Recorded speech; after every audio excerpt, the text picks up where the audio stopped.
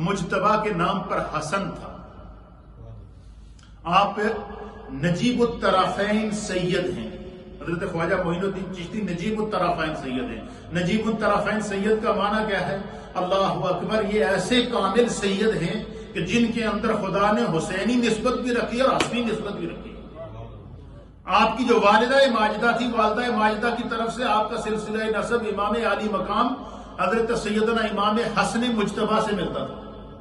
اور آپ کے والد ماجد حضرت سید غیاث الدین رحمت اللہ علیہ کا سلسلہ نسب جو ہے وہ امام عالی مقام حضرت امام حسین رضی اللہ تعالیٰ عنہ سے ملتا تھا. تو ماں کی طرف سے حسنی فیض تھا، باپ کی طرف سے حسینی فیض تھا. اللہ اکبر. اور پھر ان دونوں فیضوں کے اوپر مولائے کائنات کا فیض تھا، اور مولائے کائنات کے فیض کے اوپر جناب رسول اللہ صلی اللہ تعالیٰ علیہ وسلم کا فیض تھا. اللہ اکبر. یہ وہی وہ تعلیمات کا اثر تھا کہ سرکار خواجہ معین الدین چشتی اجمیری رحمت اللہ تعالیٰ علیہ کہ جو ہے وہ ان کی زندگی کے اندر آئے.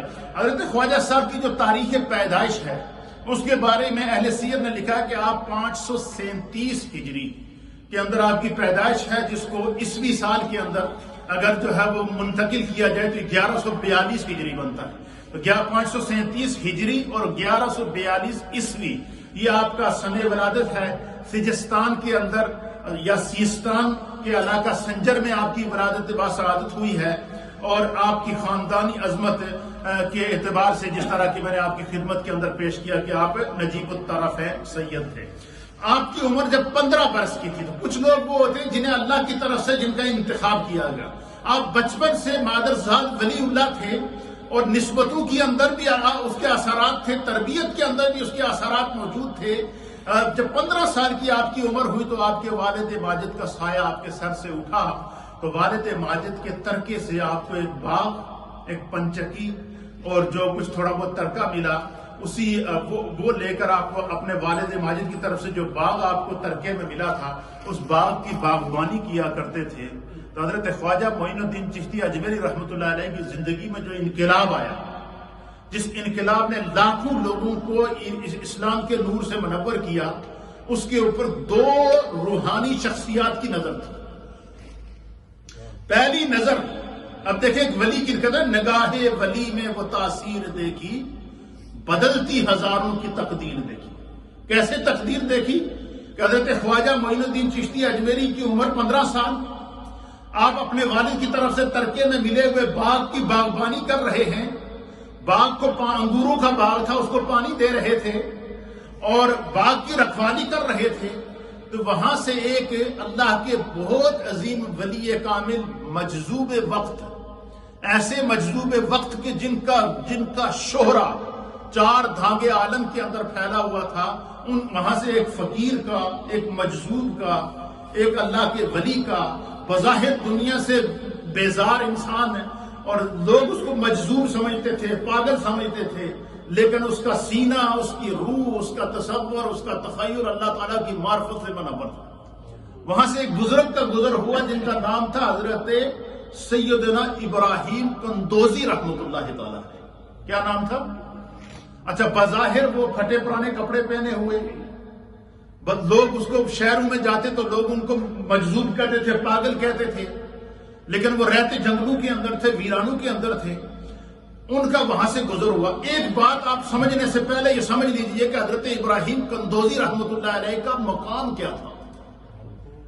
دنیا ولایت کے اندر حضرت ابراہیم قندوزی کا کیا مقام تھا کہ حضرت ابراہیم قندوزی ان بزرگوں کے اندر اور اس دور کے اندر آپ نے جو ہے وہ ولایت کی، اللہ تعالیٰ نے آپ کو ولایت عطا فرمائی کہ وہ محبوب سبحانی، قطب ربانی، شہباز لامکانی، الشیخ عبد القادر الجیلانی حضور غوث الاعظم کا دور تھا.